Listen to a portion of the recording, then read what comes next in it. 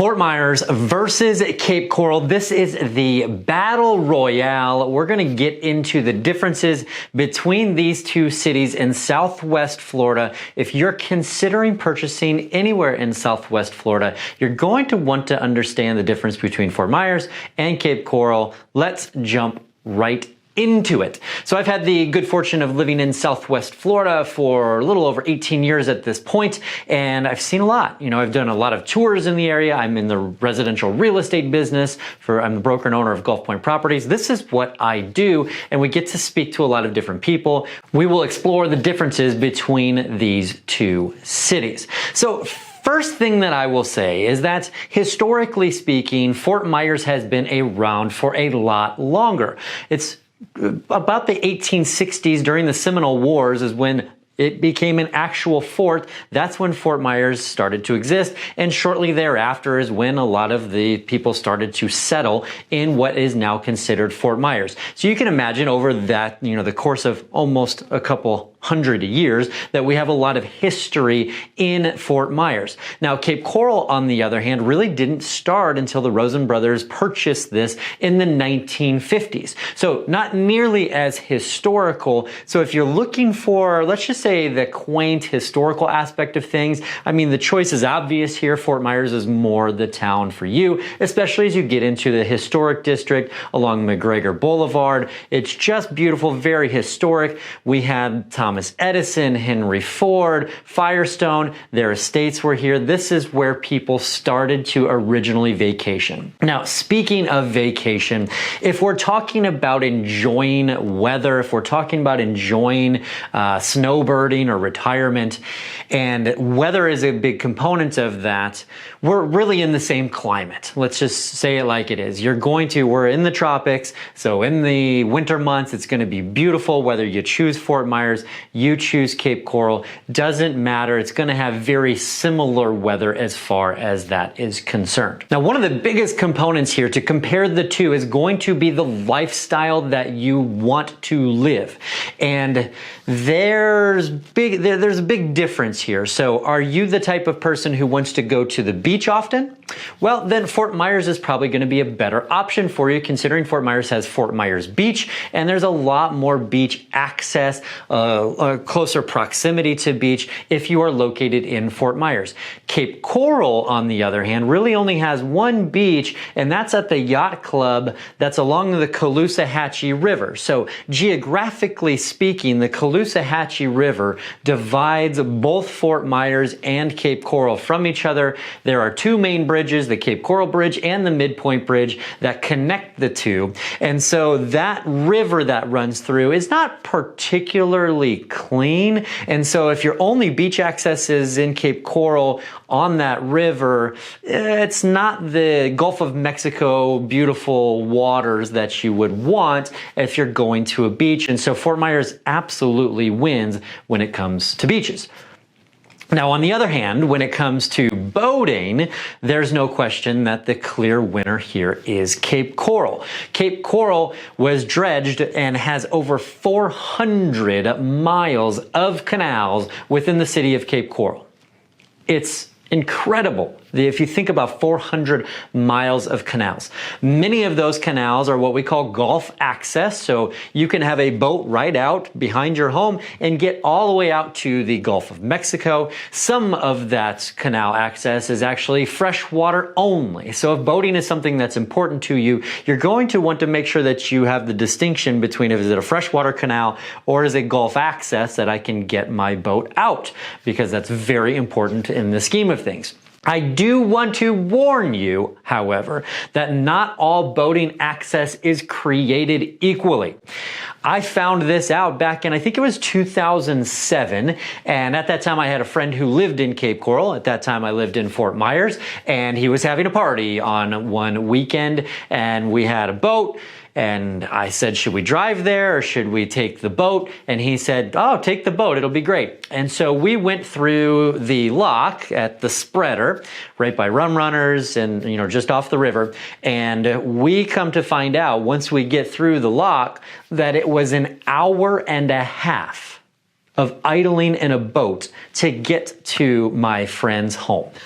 And so it was a hot summer day, going 3 or 4 or 5 miles an hour in a boat for an hour and a half, not getting a cool breeze on you, wasn't exactly what we had expected, and we would have been much better off going by car, but that was the only way to get to his home by boat. And so if you need quick access to the river, to the Gulf of Mexico, it's something to consider as far as geographically where you end up. Now, that being said, there's also other locations that have lower bridges that you have to deal with. And so if you have a sailboat, that would not be considered sailboat access. So these are things that if you're a boater, you start to understand. But, you know, if we get to the opportunity to work together from a real estate perspective, we would want to understand what your goals are when it comes to boating to make sure that Cape Coral is a great option for you.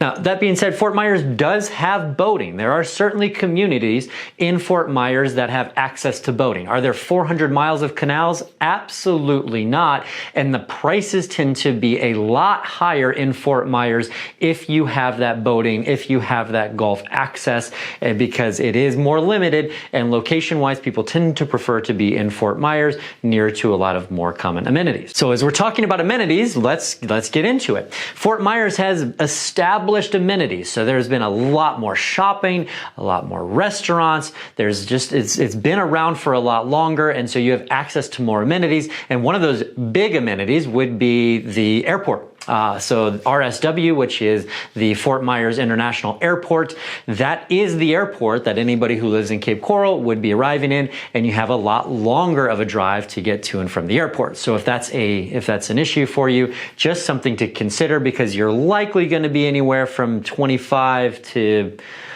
minutes to maybe an hour, depending on where you live in Cape Coral, that you could be traveling from the airport. As far as shopping goes, a lot more shopping in proximity to Fort Myers than Cape Coral, no question about that. But when we get into the restaurant scene, there's been a tremendous amount of growth in the restaurant scene. I mean, I remember back in the 2009 and 10, like it was a bit of a ghost town in Cape Coral, but the city has seen an incredible amount of growth. And with that have come additional, really unique restaurants. I would say, you know, it's much more, there's a lot less of the franchises, the national food chains that are there, and a lot more of the local restaurants have appeared there. And if you're in downtown Cape Coral and you go on to Southeast 47th, there's going to be just a tremendous amount of different great bars and opportunities. There's a trolley night. I was speaking to a bartender, and they're saying that the last trolley night, they had over 700 people come out and enjoy the different tastings of all the different restaurants in the area. And that's just cool to see. Like, it's fun to see those types of things happening. Downtown Fort Myers certainly has a nightlife component to itself. There are lots of different restaurants there. And again, it does feel more historic. You've got cobblestone streets. It's been around for a very long time. You got the Sidney and Byrne Davis Art Center. There just is, I don't know, there's more of a culture thing there that you're going to experience. And it has to do with how long Fort Myers has been in existence. Now, when it comes to real estate, we talked about the boating versus beach, etc. But when it comes to real estate, there are some key components here. And again, this is my business. This is what we do. Historic, if you're looking for something that has a lot more character, Fort Myers is probably going to be the bet for you. Cape Coral is made up of mostly single family homes. There are some attached villas, and there are a few condos that do exist in Cape Coral. But primarily speaking, Cape Coral is made up of mostly homes not in homeowners associations, so they're not in HOAs. So depending on the type of person that you are, that could be a good thing or that could be a bad thing. HOAs have a place. Sometimes they overreach, but in Cape Coral, anything really goes. You can paint your house any color that you want. Now, you can't store an RV or a boat. I mean, there are some restrictions there, and you do need to maintain your grass. The city does a good job of keeping up on those types of things. But you could have the opportunity where the next door neighbor does a great job of maintaining their place, and the other neighbor doesn't do a great job of maintaining their place. And that's just kind of a problem about being in a non-HOA. Now, there are HOAs that do exist in Cape Coral, but they're few and far between. People are primarily looking at single family homes, they're looking to get a good bang for the buck, and they're looking at location within Cape Coral. So do they have the boating access or do they not? And one of the big things that's happened there over the recent years is that there's been a big expansion as far as utilities. So if you're in Southeast or Southwest Cape Coral, generally you're going to have access to central water and sewer. And that expansion had paused for a few years, but in Northeast, Northwest, there may be some locations that still do not have access to central water and sewer, but that is going to be happening in the future. So you just need to be aware that there might be an assessment when that expansion happens in the future. Now, when it comes to real estate in Fort Myers, I would say that it's a lot more diverse. There's a lot more opportunities of homes. You have the historical homes. If you go further east, you have newer construction homes. If you go to South Fort Myers, similar. There are a lot more gated communities that exist in Fort Myers. So that means there's a lot more golfing, a lot more tennis, pickleball. Those types of things exist a lot more in Fort Myers than they do in Cape Coral. So this comes down to lifestyle choice on which type of life you're looking to live, and you may consider, Fort Myers sounds like it works out better for me, or you may consider Cape Coral. That's the beauty of options. So let's talk about taxes. That's an important factor. What's the difference in taxes? Well, it's a little challenging because we're talking about two cities, and the city of Fort Myers is sort of a smaller geographic area, whereas you can be outside of the city of Fort Myers and still technically live in Fort Myers and not have to pay the same city taxes that you do if you lived within the city limits. But for the sake of this video, we're going to talk about within the city limits. If you're in the city limits of Fort Myers, you will pay more than you do living in Cape Coral on your taxes. In fact, the millage rate is almost one entire mill, which is equivalent of 0.1% more in taxes. So for the sake of round numbers, if the home was assessed for $500,000, for example, you would be paying $500 more per year in taxes by living within the city limits of Fort Myers compared to the city limits of Cape Coral. Now, I think it's also important to understand traffic. So as I mentioned previously in the video, there are only two bridges that access Fort Myers from Cape Coral, or Cape Coral from Fort Myers. And so if you are working and you are going to be working, say, in Fort Myers or in the sort of mainland, you just want to make sure that you are aware of traffic, because during the mornings, there's a lot of people who come over the bridges from Cape Coral to Fort Myers, because that's where the majority of industry, the majority of jobs are. And on the way home, and you get rush hour going back over the bridges the other way. So not saying don't live in Cape Coral if that's your scenario, but you just have to be aware of where you live in Cape Coral to be able to have access over the bridge. And you want to make sure of what time you leave in the morning, because if you want to leave directly during the busiest times of day, you just have to plan on waiting a little bit longer.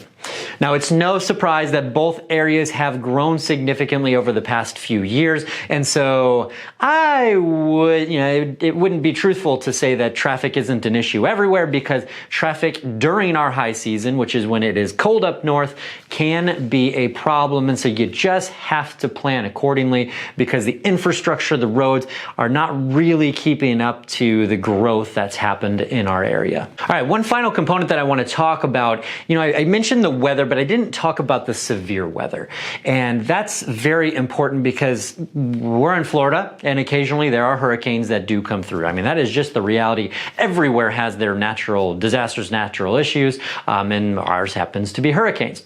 And so if you are in Cape Coral and you're on the water, you just want to be careful there and figure out what flood zone you're in, because if there is storm surge that comes in, there can be a lot of flooding that occurs. And we saw that with Hurricane Ian. Now, that is particularly the case, especially if you're in Southeast or Southwest Cape Coral. Not quite the case if you are in Northeast or Northwest, where there's a lot more room for expansion. It's a little higher elevation, and you're not as near all of the canals that connect to the Caloosahatchee River and ultimately the Gulf of Mexico. Now, in Fort Myers, if you're in downtown Fort Myers, or you're right along the coast of the river or on the beach, you can have similar issues. But Fort Myers provides you more of an opportunity to go a little farther east so that you can get away. You can go to areas like Gateway or off Daniels Parkway or Colonial. where there just were not a lot of issues that happened from the big storms that came through our area. Now, let me know your thoughts. Do you prefer Fort Myers? Do you prefer Cape Coral? Do you need to know more information? Please comment below, because I want to know what other questions that you have about our area. That helps me provide more great content for you. And as always, please make sure to like the video, subscribe to the channel, and have a blessed day. Thanks so much.